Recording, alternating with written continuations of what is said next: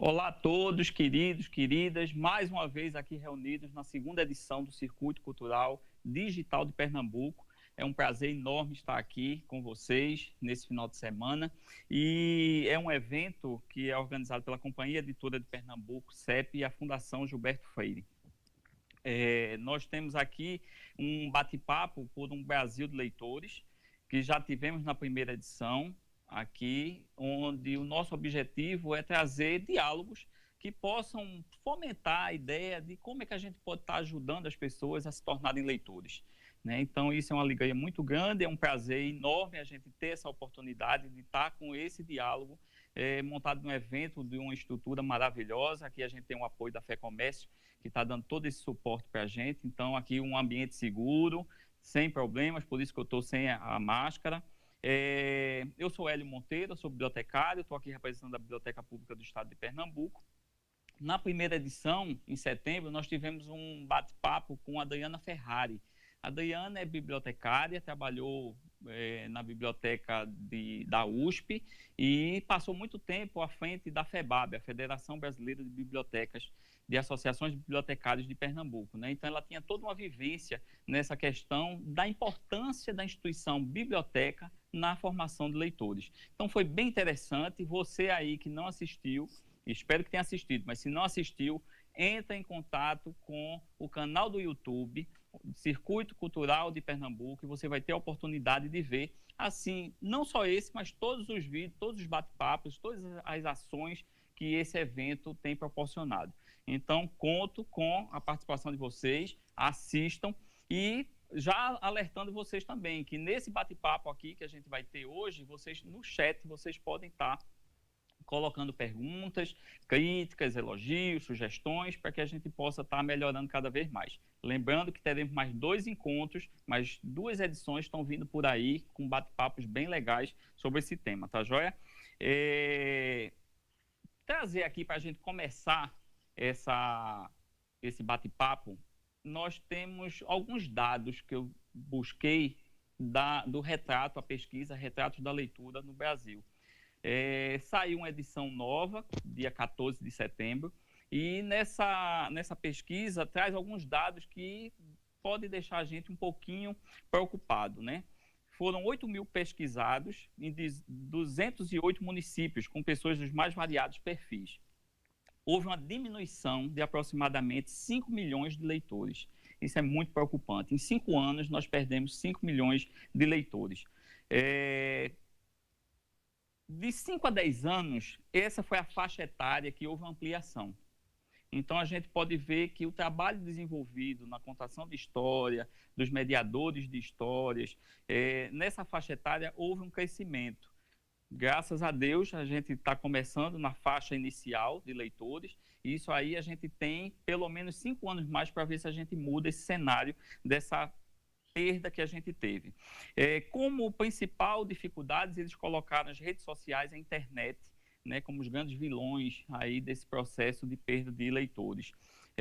Salientaram o analfabetismo funcional também, que é a questão de você ler, mas não compreender o que está lendo, né, como um fator também preocupante. E na questão de influenciadores, essa pesquisa mostrou que os professores tornaram-se os principais influenciadores, mediadores da leitura, que na pesquisa anterior mostrou que as mães eram as principais influenciadoras, e nessa agora são os professores. E eles salientam a importância dos mediadores.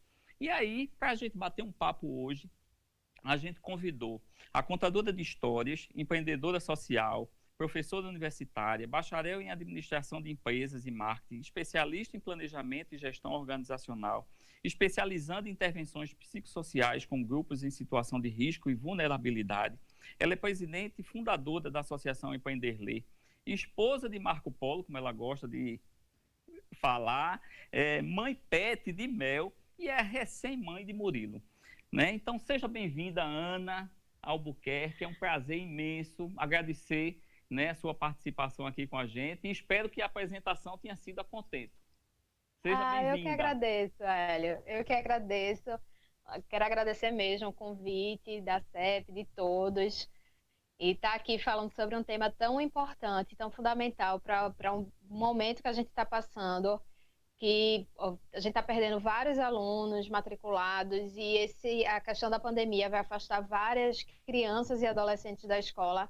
Então, é um tema realmente muito, muito importante, que a educação é fundamental.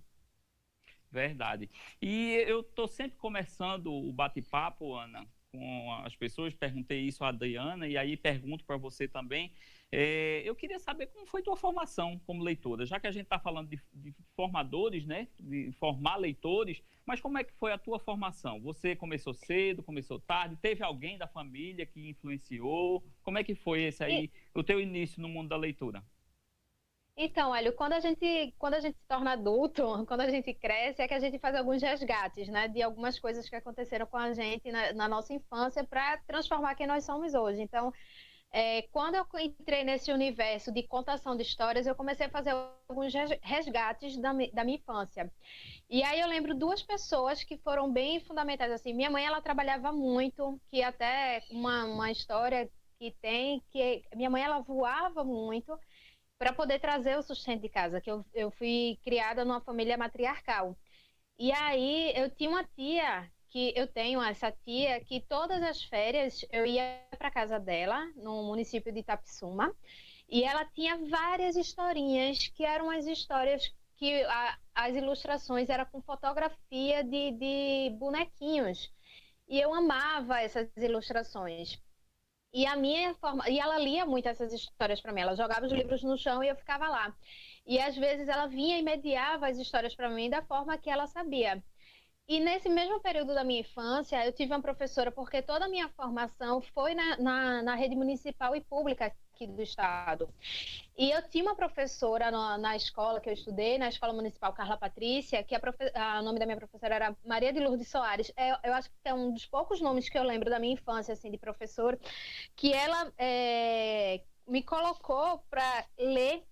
Ela era professora de literatura e ela vinha muito. E aí, depois de muitos anos, eu achei um livro que ela fez a gente ler todo, que é Estrela da Vida Inteira, de Manuel Bandeira. E aí, quando eu encontrei com esse livro na minha fase adulta, eu lembrei na hora. Então, eu gosto muito das histórias, dos poemas que tem aqui. Eu conto muito para as minhas meninas. E essa foi depois, eu passei muitos anos realmente sem ler e voltei assim, né, de uma forma até bem mais prazerosa, não lendo muito conteúdo de faculdade e tudo mais. E depois eu tive esse reencontro. Então, na minha infância, eu tive esses dois encontros com a minha professora e também com a minha tia.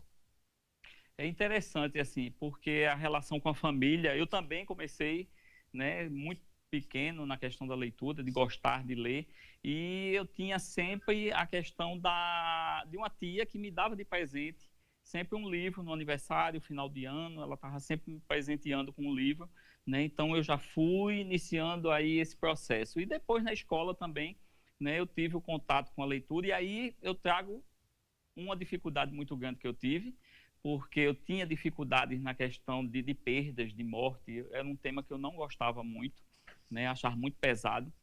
E aí a professora colocou aquela coisa de você fazer um trabalho, né? Você tem que fazer um trabalho para ter uma nota. E aí ela colocou Memórias Póstumas de Brás Cubas, né? Para mim, Esse Machado de livro. Assis. E assim, Aham. para mim foi um choque muito grande, porque quando eu abri o livro, que ele dedicou, né, o livro aos vermes que comeram ele e tal, por causa do Comeram processo ele. de morte, né? Ele coloca bem forte assim, os termos são bem fortes. Aquilo foi um choque para mim. Eu fechei o livro e disse: não vou ler esse livro. Traumatizou, né? Traumatizou. Então, assim, a gente mostra a importância de você mediar, né? De você Exato. encontrar um caminho, de como você vai fazer com que aquela criança, aquele adolescente, aquele adulto também, por que não? Porque a gente sabe que nas atividades de mediação de leitura, de contação de histórias, os adultos ficam enlouquecidos também, né? Então, Sim, assim, é muito. complicado. Mas depois eu reencontrei com Machado de Assis na faculdade, porque eu falei esse fato, e a professora de luso brasileira ficou enlouquecida, porque ela tinha feito todo o trabalho de mestrado, doutorado dela em cima de Machado de Assis, da obra de Machado de Assis. Então ela retomou o meu encontro com Machado, né? E ela fazia, em cada aula, ela fazia uma mediação de uma forma que ia encantando. E eu voltei a ler Memórias Póstumas e vi o clássico que é essa obra e quanto ele é importante pela crítica social que ele faz, né? Como ele monta todos até o livro, assim. Depois você começou a trabalhar, a vivenciar a literatura nas suas atividades profissionais, né? E aí como é que começou isso? Por onde foi esse caminho? Que estímulo foi esse? Que start foi esse que deu para você? A minha vida profissional, ela foge assim, por vertentes bem dinâmicas, porque eu saí do telemarketing, fui para a indústria, da indústria eu fui para o sistema financeiro, e no sistema financeiro eu comecei em paralelo a atuar como voluntária de uma instituição, que a instituição é o Vive e Deixe Viver, é uma grande instituição do país, gerenciada não, né? Fundada por Valdeci Mino, e essa instituição ela é de São Paulo, e o objetivo dela é a contação de histórias em hospitais com foco na humanização hospitalar. Então eu comecei a atuação voluntária nessa instituição. Em paralelo, eu estava trabalhando no banco, eu era gerente de um banco, e tinha terminado já minha formação de administração, já estava na especialização. E aí, quando eu comecei a atuar como voluntária, eu comecei a contar histórias no Hospital Municipal. Eu não sei se o Maria Lucinda é municipal ou estadual. No Hospital Maria Lucinda. E aí, lá, eles prepararam, eu tenho uma formação voluntária para contar histórias em hospitais. E quando eu comecei a atuar, quem participou dessa formação foi eu e Marco Polo. A gente pensou assim, poxa, a gente pode dar mais do que só a contação de histórias, que já é muita coisa no hospital. Então a gente começou a se aprofundar nisso. A gente foi para São Paulo, isso em 2009, quando ainda nem estava se falando tanto de empreendedorismo social aqui em Recife, no estado. Então a gente foi para São Paulo. A gente teve contato com o Valdeci Mino, ele ensinou para a gente tudo o que acontece numa OSC, numa organização da sociedade civil. Então, a gente aprendeu de formação voluntária, a gestão de finanças, marketing, tudo.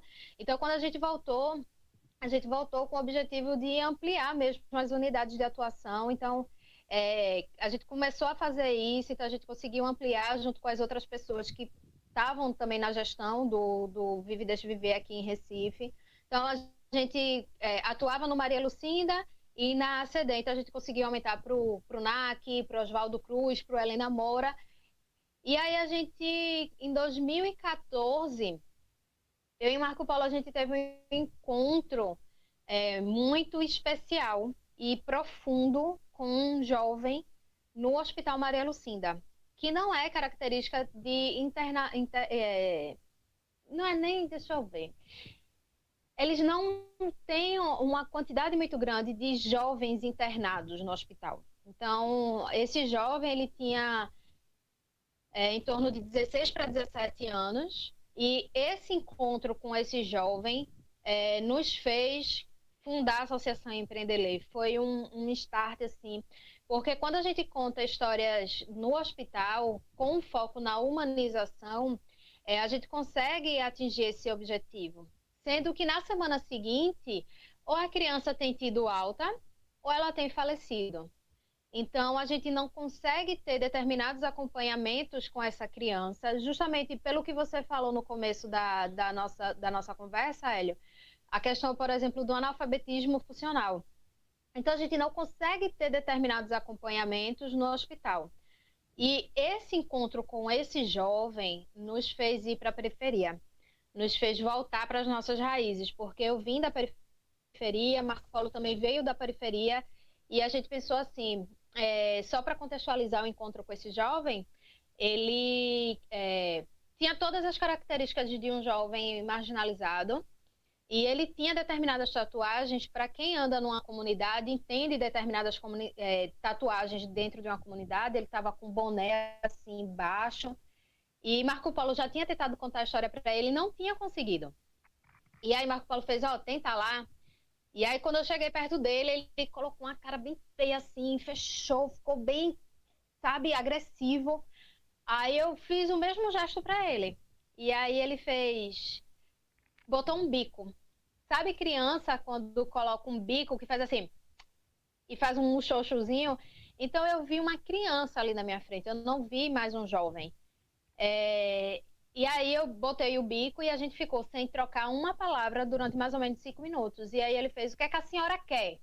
Eu disse: eu quero contar uma história para você, estou aqui esperando. Aí ele: que tipo de história? E aí eu passei 2 horas contando história para esse jovem. E o que eu vi ali na minha frente foi um jovem com várias coisas roubadas, de educação, saneamento básico, infraestrutura, família, amor, cuidado, carinho, educação, tudo. E no final eu olhei para ele e ele disse: tia, leva esse livro para contar histórias para as outras crianças que estão nas outras enfermarias. E esse menino, ele estava aprendendo a escrever. Ele estava com um caderninho de caligrafia que tinha histórias. Eu fiz a troca do livro com ele e saí. Enquanto eu estava contando história para esse jovem, Marco Polo estava com a tia dele do lado de fora. E a tia dele fazia assim: isso é um marginal, rapaz, isso não presta não.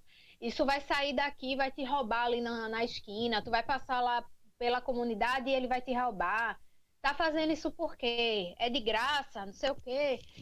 E aí Marco Polo teve uma experiência, eu tive outra experiência, e como nós somos empreendedores e educadores, isso deu uma inquietação na gente tão grande, dizendo assim: poxa, quando a gente voltar a semana que vem aqui, esse jovem não estará mais aqui. E como é que a gente faz para dizer palavras para ele de que ele pode fazer diferente? Já que a contação de história faz essa possibilidade, essa abertura para que a gente converse com ele. Então, foi quando a gente pensou em fundar mesmo a Associação Empreender, para que a gente tivesse mais perto dessas crianças e jovens que não escutam palavras, muitas vezes, motivadoras, que não têm acesso à literatura, que não têm acesso a outros universos. Então, isso nos fez fundar a Associação Empreender, porque aquele menino, ele não era um menino, ele não era um jovem, ele não era nada, ele era isso para a tia dele. O que é isso? Então, é um peso muito grande essa palavra, e a palavra tem um poder muito grande de bem dizer e mal dizer. Então, a gente pensou: poxa, a gente veio da gente a questão é que a gente teve uma base muito grande de pessoas dizendo para a gente que a gente ia conseguir, ia quebrar as estatísticas. Então, isso nos fez fundar a Associação Empreender. Então, eu acho que eu respondi. Então, aí foi quando eu saí do Mas banco. sustenta um pouquinho, Tá, não falo nem tá perder agora, certo. não.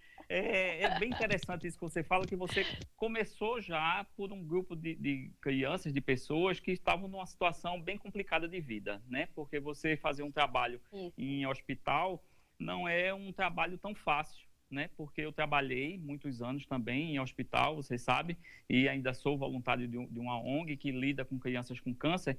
E, assim, o contato inicial é muito difícil, né? Porque existe toda uma dúvida do que estou fazendo aqui no hospital, o que é que vai acontecer comigo, né? A dúvida da Isso. morte, a dúvida da perda daquele acompanhante que está lá e acha que você não vai passar por aquilo. E se falar em UTI, a coisa complica mais ainda, né? E eu fazia um trabalho, quando você fala desse contato, e a gente tinha essa ideia também de que aquele contato inicial eu não saberia se teria uma continuidade, né? Você fazer um contato de contação de história e você criar um vínculo e você voltar, né? Porque a gente sabe que a literatura cura, eu acredito nisso, que a literatura Uhum. cura, mas você precisa de um tempo, né? Existem algumas sessões que você tem que falar, e aí é questões de biblioterapia que a gente vai deixar para um outro encontro. Mas existia essa questão, né, da dificuldade, e eu, quando eu chegava, eu tinha um livro que eu gostava muito, Ana, que era Pedro e Tina, não sei se você conhece, de Stephen Michael King, que ele Não. mostra o encontro de um menino e uma menina. Um menino, ele é todo bagunceiro, gosta de brincar, de pular, não amarra os sapatos, e a menina é toda corretinha.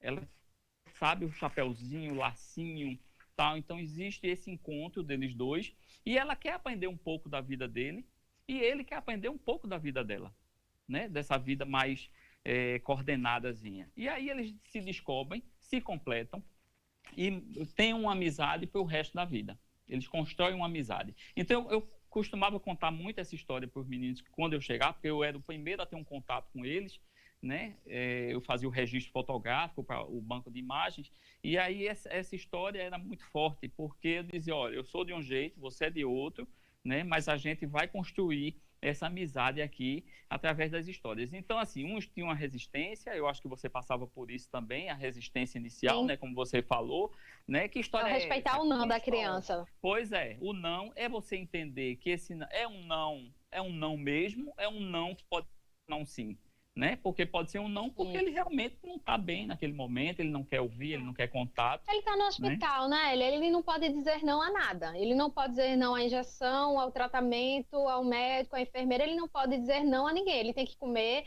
Então, essa criança ela não pode dizer não a ninguém. E, de repente, ela dizer um não a um contador de histórias, a um mediador que está de histórias ali, é uma libertação que ele tem, de dizer assim, poxa, eu posso dizer um não a alguém, mesmo até que ele queira ouvir a história. Isso acontecia muito, então a criança dizia, não, não quero. E aí ficava de costa, eu ia para o outro leito, para outra caminha que estava do lado, começava a contar, quando eu via outra criança que tinha dito não, já estava com o ouvido assim, ó, para ouvir a história. Então, assim, é aprender a respeitar o espaço e o momento do outro. Então, isso está nas formações também, que eu acho que depois a gente fala sobre isso, né? É, isso mesmo. Aqui, só passando para você, algumas pessoas aqui já estão no chat, parabenizando. Tem Leonardo Cross, ele perguntou aqui, a adolescência parece um vácuo de leitura para a maioria. O que falta? O que não bate com os objetivos? E as necessidades das pessoas nessa fase? Né? Ele coloca bem essa questão da adolescência, que realmente é um momento difícil, né? Porque a gente está se construindo enquanto pessoa, e muitas vezes a gente não encontra o livro certo, né, para a gente apresentar, porque existe um volume enorme de literatura infantil. Né, tem um volume muito grande para as crianças até 10, 12 anos. A partir de 12 anos, a coisa já complica um pouco, porque a gente tem que encontrar o que esse adolescente está querendo, com a realidade dele de vida, né, como é que a gente vai mediar isso, como é que a gente vai fazer esse contato. Você bem mostrou aí no seu contato aí com o adolescente que estava no hospital. Mas aí, o que tu tem a falar sobre essa questão aí da adolescência? Assim, você reconhece essa dificuldade? Eu acho que congelou. Então, olha, é difícil, porque a gente tem que pensar o seguinte. Não sei se voltou. Vocês estão me ouvindo? Estou ouvindo. Pronto. Eu não sei, a gente precisa pensar num contexto de tipo, eu vou querer colocar esse adolescente para ler agora, ou eu já faço uma construção com ele na infância. Vocês estão me ouvindo aí? Ouvindo, estou. Agora a imagem está um pouco congelada, pessoal. Aí, como você falou, né? Então eu posso ir falando, né? Vá falando. Pronto. Eu não sei, a gente precisa pensar o seguinte, se esse jovem, ele começou a ler agora, ou se ele vem lendo desde a infância dele, porque é complicado, como você bem falou, ele está passando por um processo até químico no corpo. Como é que eu vou colocar esse jovem a ler um livro, sei lá, eu estou com um livro aqui do Mundo de Sofia, que é um livro bem grosso, e é um livro até interessante para um adolescente, para um que está entrando nessa fase mais adulta, mas eu não vou colocar um jovem em um livro desse tamanho se caso ele nunca tenha lido nada. Então, eu preciso refletir sobre isso. Tem muitas obras para adolescente. Mas a questão é como eu preciso identificar esse adolescente, qual o tipo de gosto que ele tem e fazer essa apresentação literária para ele. Rodrigo, tu pega aqui para mim, por favor, esse livro. Pois é, encontrar o livro certo para o momento certo, né, para o adolescente certo, né? Isso. Então, assim, tem muita coisa, Hélio. Tem realmente muita coisa. Então, por exemplo, foi algo que você falou aí também no início, de que as mães fazem essa apresentação literária às suas crianças. Então, é algo que, por exemplo, a participação também dos pais são fundamentais nesse processo construtivo. Então, como é que eu vou apresentar determinados livros na adolescência se esse adolescente nunca teve contato na infância? Então, é um pouco complexo. Então, eu trouxe até algumas indicações aqui, mas aí entra nessa margem de adolescente já para adulto. Então, tem, por exemplo, um livro que foi bem interessante para mim, é Quem Mexeu no Meu Queijo. Esse livro ele virou depois um estouro, mas é um livro bastante interessante, então trabalha muitas coisas. Vai depender muito do jovem, vai depender muito do adolescente. Em 2015, a gente fez um trabalho, Hélio, nos CREAS do Recife. E a gente atuou com adolescentes que estavam em medida socioeducativa de baixa e média, de baixa complexidade. E a gente fez, o trabalho da gente foi trabalhar com a questão de respeito e retomada de laços familiares através da contação de histórias. Então, a gente atuou com os responsáveis legais e os adolescentes em todos os CREAs do Recife. E assim, a gente teve um retorno fantástico. A gente levava livros, a gente contava história, muitos deles não tinham um contato assim com os livros.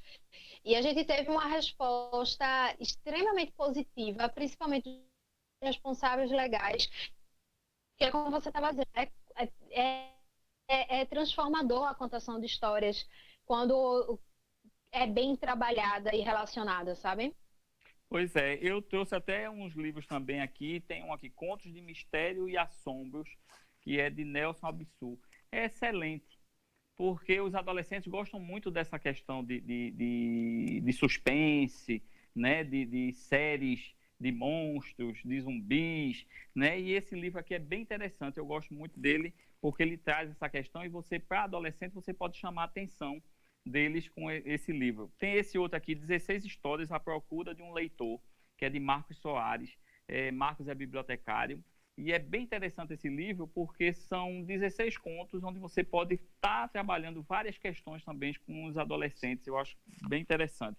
Tem esse aqui de Valdir Oliveira, que Valdir Oliveira é jornalista, tudo, né? E tem um trabalho na televisão que é Cidade dos Cariantos. É um livro de aventura, é um pernambucano, né, com um livro de aventura excelente, onde a gente pode estar trabalhando também, vivenciando com os adolescentes essa questão de aventura, do que eles gostam tanto, né, que chama atenção. Então, eu acho que é você encontrar... Ainda bem que você trouxe esses livros. Né, porque eu estava aqui vendo essa questão da importância de você trazer livros, já que a gente tem essa noção de que, para os pequenininhos, o volume é muito maior, né, bem...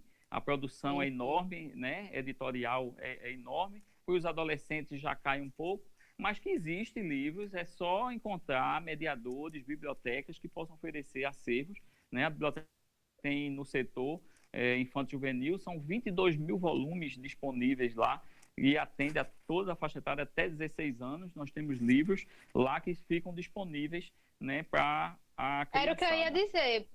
Procura a biblioteca pública do teu município, do teu estado. Se você está vendo aqui no Recife, vai aqui na Biblioteca Pública do Estado, que fica ali do lado do 13 de maio.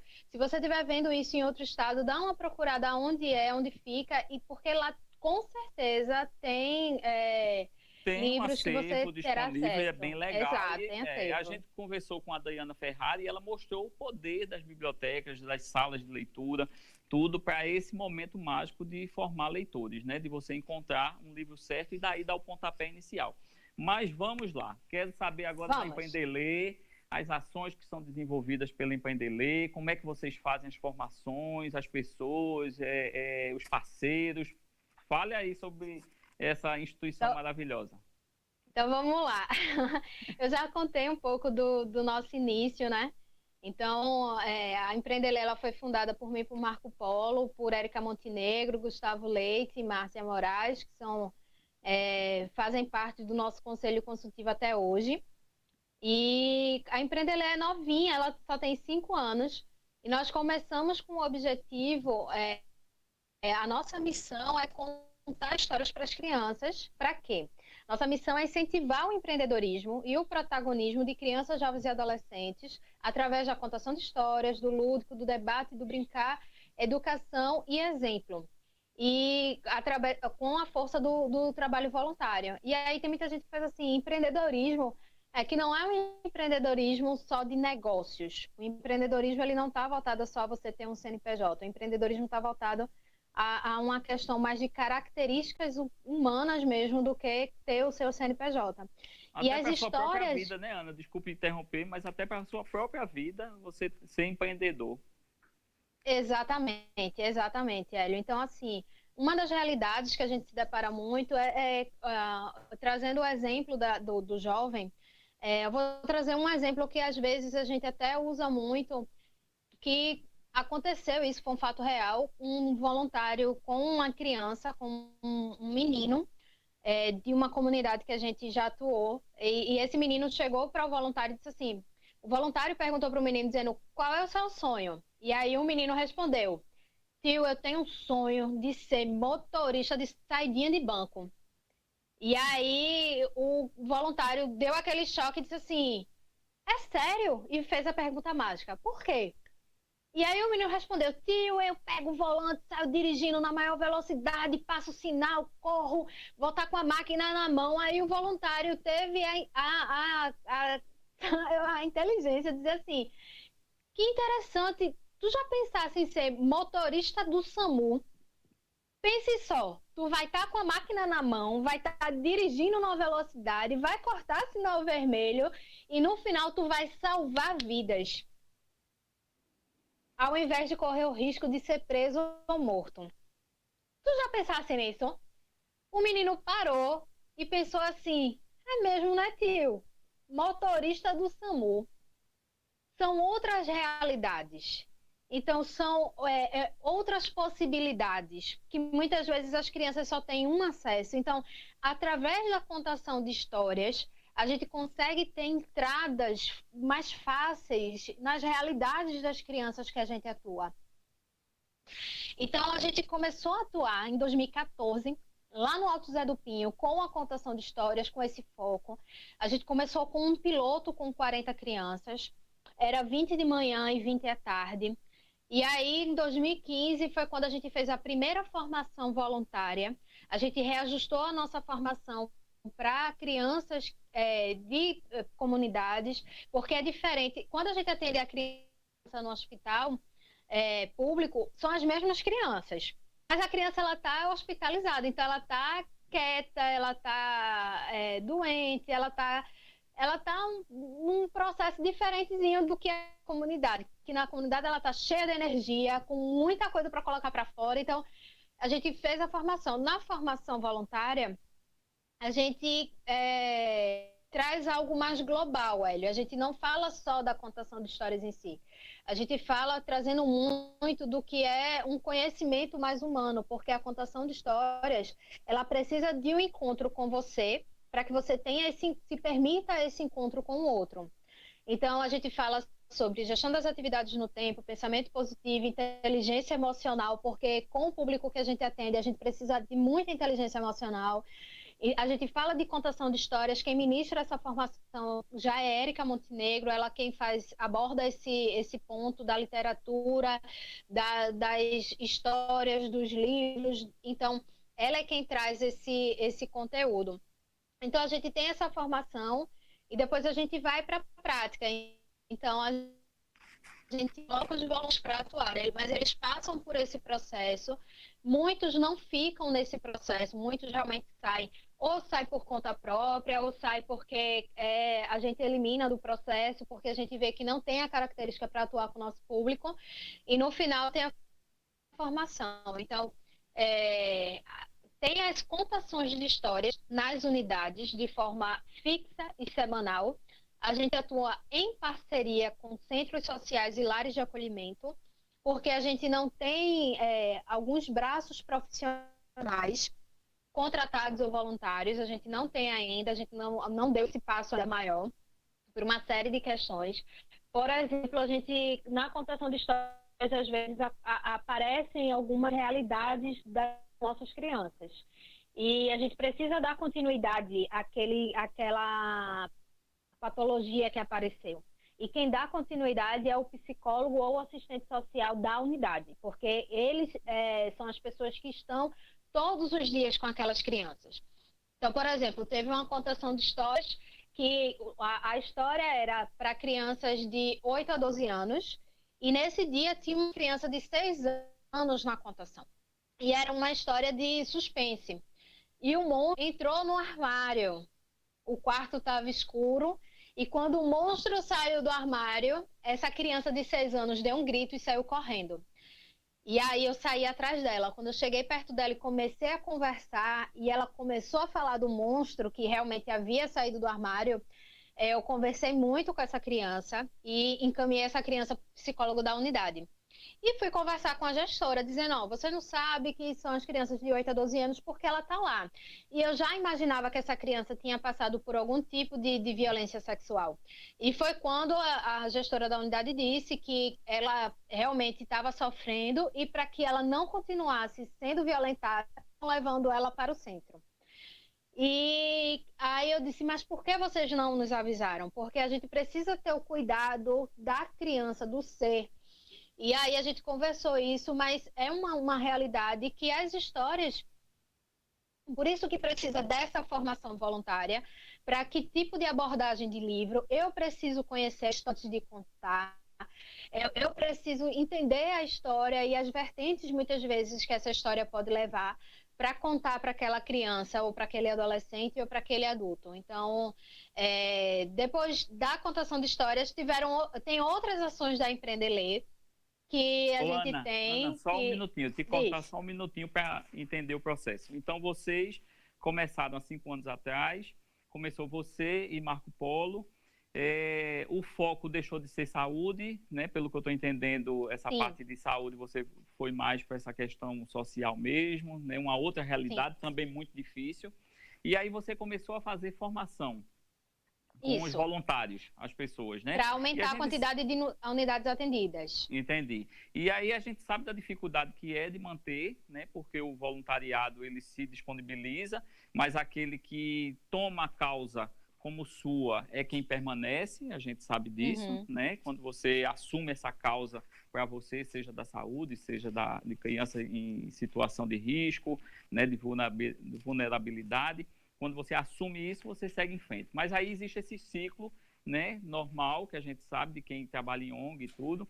Agora eu queria saber, hoje vocês contam com quantos voluntários? Então, olha, a gente entende essa sazonalidade do trabalho voluntário, por isso que a gente tem uma formação anual. Então, a gente entende essa dinâmica, a gente já trabalha com isso há 10 anos, então a gente tem a formação todos os anos por causa disso. A gente começou o ano com 70 voluntários. Agora, realmente, eu não sei quantos voluntários a gente tem, porque a gente tem um grupo do WhatsApp que tem mais de 100 pessoas, todas formadas, voluntárias, atuantes e ativas. Mas com a pandemia, a gente não sabe como vai terminar o ano, nem como vai começar 2021. Então, a gente começou o ano... Estamos todos no ano atípico, né? Exatamente. Esse ano a gente deveria pular. Né? Não comemora aniversário, não comemora nada, vamos seguir para 2021 e recomeçar, porque não vale. Mas, assim, é um número interessante de pessoas, né? 70 pessoas envolvidas com essa causa e nas ações que vocês... Mas tem, só desculpa, Eli, mas tem ação, por exemplo, a caravana pedagógica e lúdica, que a gente monta espaços literários e pedagógicos dentro de centros sociais e lares de acolhimento. Essa ação é uma ação pontual que não precisa passar pela formação voluntária. Então, teve caravana que a gente chegou a 160 pessoas atuando de forma voluntária nesse dia, no dia da ação. Então, é uma loucura. Então, eu conheço e queria até que tu desse mais detalhes sobre essa ação, porque, como você falou, não precisa ser do quadro de voluntários, né? Você pode ajudar de várias formas. E aí, como é essa trabalho que vocês fazem nessa caravana e como é que as pessoas podem estar ajudando? A caravana pedagógica e lúdica, ela surgiu porque a gente não conseguir atender todas as unidades. Então, a gente viu que muitos lares e muitos centros não têm um espaço adequado para fazer o fomento à leitura nas suas unidades. Então, a gente decidiu criar a caravana. A caravana é para espaço pedagógico e lúdico. Quem quiser conhecer até um pouco mais, dá uma olhada no nosso Instagram, que é Empreender Ler Oficial. E nesse dia, é um dia que a gente faz a montagem e a criação desse espaço. Mas tem outras demandas na casa, então a gente faz o que der para fazer. A gente diz que não é um caldeirão do Hulk, mas a gente consegue fazer uma mini reforma na casa. Então a gente pinta, a gente limpa, a gente varre, a gente corta a grama, a gente faz comida, a gente leva produtos de limpeza. A gente bota a cortina, a gente leva o que receber de doação. Então, quem puder ajudar, pode ajudar realmente com a força do braço, indo no dia da ação, ou doando algum item, ou realmente recursos para que a gente possa comprar. No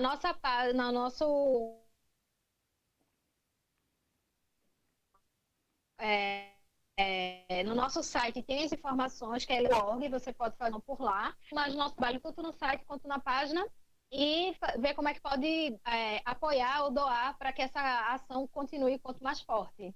Então, vocês estruturam o espaço para que tenha continuidade esse trabalho de contação de história, de formação de leitores. É isso? Isso. Legal. Tem cada foto linda no nosso site, no nosso Instagram, porque a gente não consegue, Hélio, a demanda realmente é gigante. Como a gente não consegue, então a gente monta o espaço. Então a gente leva um acervo dependendo da quantidade de crianças, a gente leva um acervo de 300 a 500 livros, a gente leva jogos educacionais, educativos, deixa no espaço, a gente leva brinquedos, a gente deixa um espaço com um espaço lindo, só vendo as fotos mesmo para entender o antes e o depois. Aí eu deixo realmente o convite para as pessoas acessarem e verem as fotos. É uma ação maravilhosa. A Biblioteca Pública do Estado tem um trabalho similar, que é o projeto Caixa Estante, né? Quem lê está mais forte. E aí a ideia é levar caixas com livros, são colocados nas instituições, e a cada 3 meses é feita a troca desses livros, e com uma atividade bem interessante. É feita uma contação de história, um bate-papo com as pessoas, né, de lá. Então, assim, é similar um pouco, né? Vocês vão um pouco além, porque vocês estruturam o espaço, né? Vocês montam, e a gente vai com a caixa lá no ambiente onde uma pessoa da instituição vai ficar responsável pela questão do empréstimo, pela questão da mediação, onde a gente passa algumas orientações de como deve ser feita essa mediação. E aí, pegando esse gancho, eu queria saber de você, nessa formação dos voluntários que vocês fazem, você falou que é um ano a formação, é uma vez ao ano, a periodicidade dessa formação, e como é essa formação? Eu queria que tu passasse também, o que vocês abordam nessa formação? Entendi. A formação acontece uma vez no ano, sempre no primeiro semestre do ano. A gente começa essa formação em março. Ela tem duração de 3 meses, são 5 encontros com conteúdo e um encontro festivo, que é a formatura. Nesses encontros, a gente trabalha um pouco do conteúdo que eu já falei, inteligência emocional, pensamento positivo, gestão das atividades no tempo, contação de histórias, utilização de acessórios, a literatura em si, que é aí Érica Montenegro que traz esse conteúdo. E esses encontros, eles são divididos nesses 5 encontros, porque a gente já trabalha outras dinâmicas, porque se a pessoa que está se candidatando a ser voluntário não tiver um compromisso para esses 5 encontros, ele não vai ter o compromisso com a criança que está lá na unidade. Então, é todo um processo de conscientização, dinâmica, eu acho, de conscientização, exato, né, do seu papel, da sua importância nesse processo todo. O comprometimento com o outro. A verdade, a formação da gente é para que tenha esse comprometimento com o outro. Por isso que a gente diz que a nossa formação não é uma formação para se transformar em contador de histórias, é uma formação para ser voluntário contador de histórias. Então, existe uma dinâmica, uma abordagem diferente.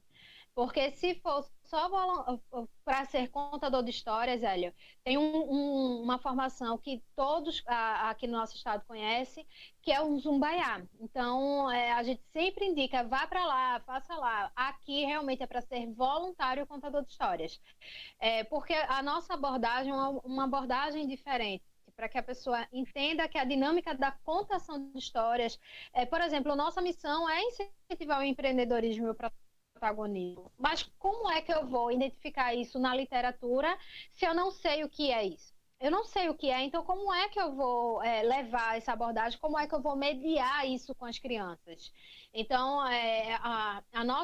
as nossas ações são todas para mostrar para as crianças outras possibilidades na vida.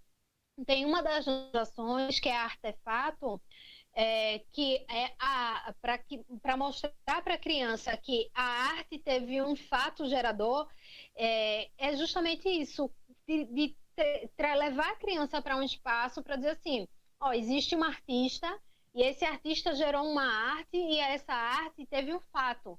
O que gerou isso? Então, isso é incentivar o empreendedorismo, porque as nossas periferias, ela pulsa possibilidades e talentos dentro dela.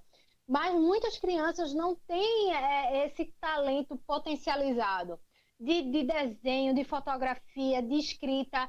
É uma das coisas que a gente criou, um dos produtos que a gente criou foi o Creative Card, que é um jogo que incentiva a criança a criar histórias. Então, a partir disso, a partir desse jogo, a gente consegue estimular a escrita da criança através da imaginação dela. Mas isso é um fato. Como é que eu vou estimular isso para a criança? Eu preciso entender qual é a missão da Empreendelê. Então, a gente tem uma missão, tem uma estrutura formada por trás para poder incentivar isso. Então, essa é a contação de história. Por isso que vem muita gente. Nossa, Hélio, são pessoas... A formação, assim, é diversa. A gente tem de tenente-coronel na Empreendelê, a enfermeira, a contador de história, recreador, nas nossas formações. É bem interessante a dinâmica. Isso É bem legal isso que você falou, porque mostra que a literatura, aí no caso, a contação de história, vai ser um instrumento para você poder fazer esse trabalho, né, nas comunidades. Porque o principal da formação é você ter consciência do seu papel enquanto voluntário, né, o comprometimento que você tem que ter, né, a consciência que você tem que ter desse papel. E aí a formação, pelo que você falou, trafega muito nesse sentido. Formação de contação de história, a gente não pode... Exato. falar diferente a Zumbaiá. Hélio. Deixa eu te trazer um exemplo. Isso. Vou te trazer um exemplo bem prático em questão de protagonismo. Tem uma criança que a gente atua na torre, que eu acho que é 11 ou 12 anos, e ele não sabia ler. Ele não sabia ler. E quando os voluntários pediam para que eles dessem protagonismo para que ele pudesse ler, ele não lia as letras, ele lia as imagens. A contação de história dele era em cima das ilustrações dos livros. E aí vem a importância também das ilustrações. E aí ele contava a história em cima disso. Mas as meninas lá incentivaram tanto ele à leitura que ele começou a ler. E com toda a dificuldade da junção das letrinhas para poder formar as frases, ele começou a ler e as meninas tiveram a habilidade de dizer assim, ninguém vai rir porque está todo mundo aqui aprendendo. Porque criança tem esse teorzinho assim, né, da maldade infantil de rir do outro, porque não sabe o que é a maldade, o que é... Então, as meninas tiveram essa habilidade de mediar esse momento e dar o protagonismo ao menino para que ele pudesse ler. E ele agora está lendo. Então, ele pega o livro e ele lê. E as meninas vão por trás, vão juntando as cheguinhas junto com ele para poder dar esse protagonismo a eles. Então, como é que elas poderiam fazer algo assim se não tivesse uma formação por trás, sabe, Hélio? Então, é muito importante isso até para o incentivo para que a criança tenha esse acesso ao livro e esse interesse por ele.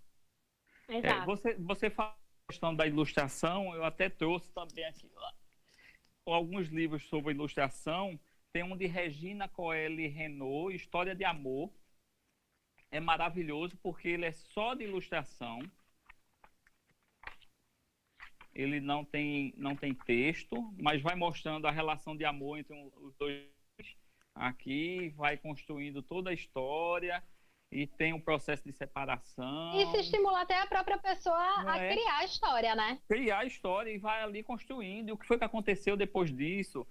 A gente tem Emerson Pontes, que eu acho que você conhece bastante. Ele participa aqui do circuito cultural, né, com algumas oficinas, e a gente vê o traço dele na ilustração, que é bem marcante, né? E a gente olha e entende que é Emerson que está ali.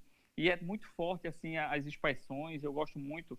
Tem Rosinha também, que é daqui, né? Que ela também trabalha com essa questão de quem sou eu aqui, de ilustração também, que é um nome muito importante aqui na questão da ilustração, não sei se está legal, mas mostra, assim, os traços, né? A construção da história, que aquela criança pode se empoderar, né, da questão da história através da ilustração. Então é bem legal. Tem um livro, o livro que Murilo que ele tá gostando muito é esse aqui, ó, que é O Verão da Raposinha. Porque quando eu abro esse livro, a ilustração é maravilhosa. Ele fica louco querendo pegar no livro. Não sei se dá para ver aí. A ilustração, deixa eu ver aqui, é do Vale das Letras. Enfim, tem... Eu não sei aqui quem é o ilustrador, mas é bem... Não dá para ver aqui, não tem na frente. Então a gente vê várias questões, né? A questão do enredo, a questão da ilustração, né? A intenção que o autor quer passar, a intenção do texto, a intenção de quem está lendo também. Então essa junção aí é que pode construir um leitor pleno da sua consciência enquanto cidadão. Ana, a gente está quase terminando o nosso bate-papo. E eu queria que tu passasse aqui para quem está nos assistindo e ouvindo e participando aqui, mandando elogios e dizendo do trabalho gratificante com literatura, mas além de ver depois desse vídeo, dicas assim que pode ajudar a pessoa a se tornar um formador de leitores. Tu teria alguma dica a passar? Comece o quanto antes a estimular a apresentação do barriguinha lá, que você tiver gestante. Se for o pai, estimule a contação de histórias para a criança de barriga. Então, quanto mais cedo essa criança tiver o contato, essa oralidade, então começa com a oralidade, depois apresenta o livro. Então, quanto mais cedo, melhor é, mais fácil é para que você torne o adulto de vários conteúdos. Então, quanto mais realmente melhor essa... Se não, tente entender o outro. Se você for responsável legal pelaquela criança ou adolescente, tente entender em qual fase sua criança ou seu adolescente está. Busca uma literatura adequada para aquele momento, porque com certeza você encontrará. Busque ajuda com outras pessoas que entendem a literatura. Hoje em dia você tem vários sites, editores que já dão esse tipo de orientação para você. E você pode ter conteúdo aonde. Então, as histórias são curativas, elas são libertadoras, e mais cedo a gente tiver acesso a isso, realmente melhor é. E quem quiser realmente conhecer e se aprofundar no nosso trabalho.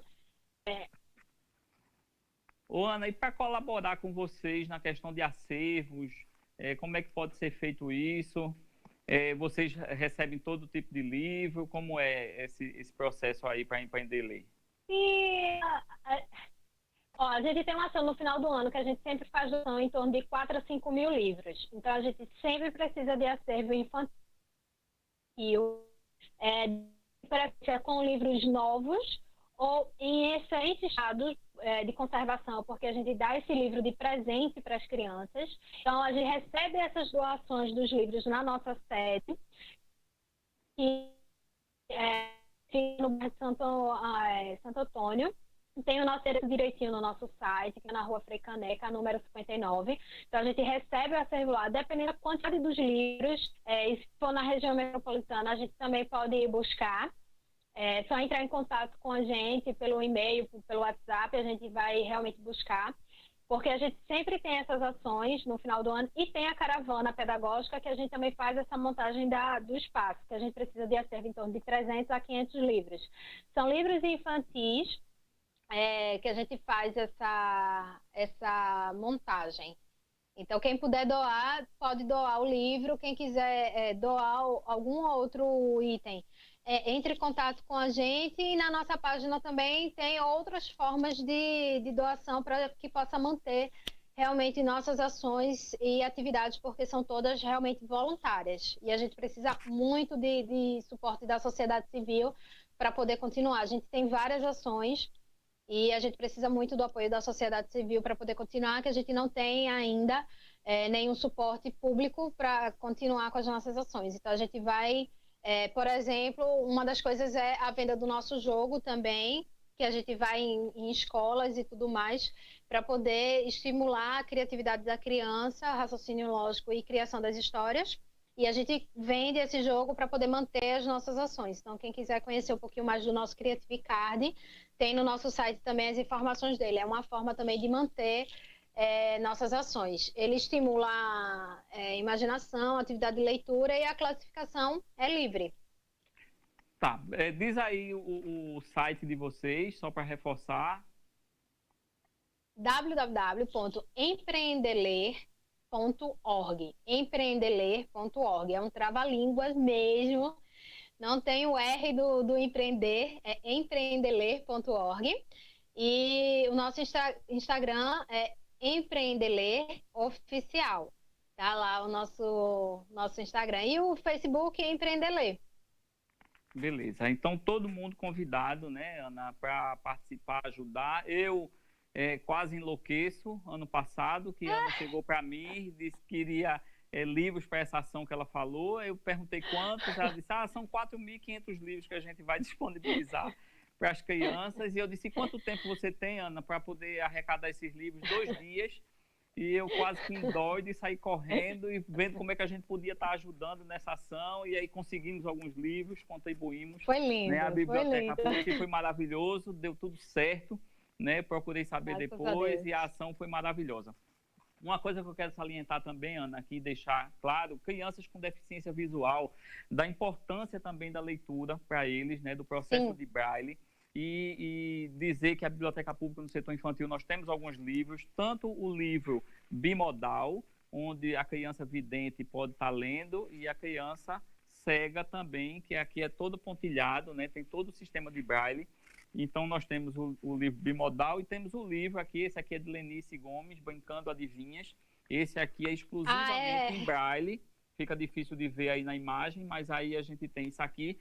E aí, nas atividades de vocês, para fechar aqui nosso bate-papo, vocês têm crianças com necessidades especiais que vocês vivenciam também, fora essa questão de risco? A gente tem uma criança com com autismo, só uma.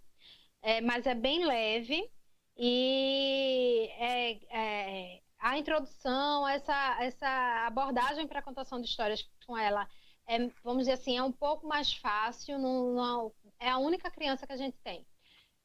Fora ela, nas ações que a gente faz, a gente sempre encontra, mas a gente nunca encontrou uma criança com uma deficiência um pouco mais... Como é que eu posso dizer? Faltou a palavra, Hélio, que o menino deu sinal aqui. Por exemplo, a gente tem 10 livros em Braille que foi para a ação do Natal Legal, da doação dos livros, mas não tinha nenhuma criança com deficiência visual.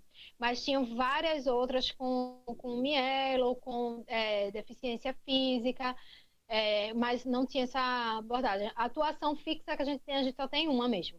Certo. Beleza. Ana, agradecer imensamente a você por esse trabalho, mostrar para as pessoas que o trabalho pode ser feito, que a literatura pode mediar, a gente pode salvar vidas, né? A gente pode empoderar, como você gosta de dizer, né? A todo mundo com esse processo de literatura, né? E fazer com que eles tenham uma visão de mundo melhor e que eles possam sair dessa realidade deles tão difíceis, né? E a gente mostra aqui, com essa edição do Bate-Papo por um Brasil de Leitores, de que as bibliotecas, a comunidade, as pessoas podem estar motivando e mobilizando ações para que a gente possa formar esses leitores e dar uma nova consciência de vida, tá joia? Muito obrigado a você. Obrigada, Hélio. Tá Eu que agradeço o convite. Né, aí de corre-corre com um filho pequeno, mas foi um prazer receber você aqui. Eu que agradeço o convite e sempre que precisar, estou aqui à disposição, combinando direitinho, de novo, justa. Tá joia, obrigada a todos pelo convite. Tá joia, brigadão. Gente, aqui terminamos mais um bate-papo por um Brasil de Leitores. Espero que vocês tenham gostado. Agradecer a todo mundo que participou, que mandou comentários, que estava aqui parabenizando, muitas pessoas conhecidas, amigas, agradecendo. Então, aqui, a segunda edição do Circuito Cultural Digital de Pernambuco vai estar disponível no canal do YouTube. Vocês podem estar acessando, vendo todos os bate-papos, as oficinas, as contações de história. Bem legal a programação. Agradecer a Fé Comércio aqui por esse apoio, a todo mundo da produção que está aqui. Somos poucos aqui na sala, né, com todos os cuidados que a gente precisa ter. Agradecer mais uma vez, temos mais 2 encontros, conto com vocês, espero vocês em novembro e em dezembro para a gente fechar essa programação bem legal e a gente ter esse cenário de leitores e transformar o mundo através da literatura, tá joia? Um abraço a todos.